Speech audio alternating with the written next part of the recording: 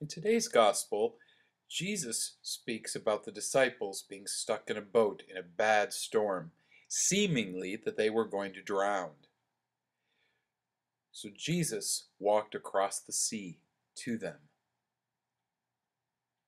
And when I've read that story so many times over the years, but today when I read it, it really gave me something to talk about in my homily, something I'd never realized before. I'm going to tell you. The disciples were overwhelmed with fear, afraid they were going to drown, and they didn't have time to call out for Jesus. They were all alone in the boat.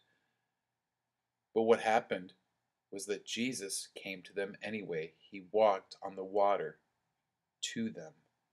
He didn't stand on the shore waiting for them to ask for his help. He went to them anyway.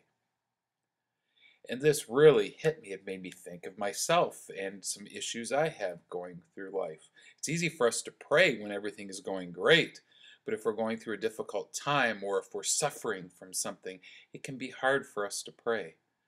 The gospel today really comforts me that it doesn't matter if I can't pray well during a difficult time. Jesus doesn't just sit back and wait for Mike Depsick to ask him to come and help him. He is there anyway.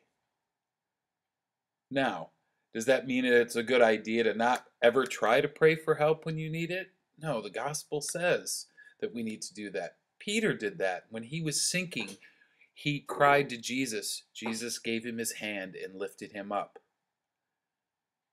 So that shows us that it's always better to ask for Jesus' help. But if we're struggling and we're having a hard time praying and we're going through a difficult time, it doesn't matter because Jesus is there. He's with us. He loves us. And because our faith tells us that God will always love us and be with us. That's the good news.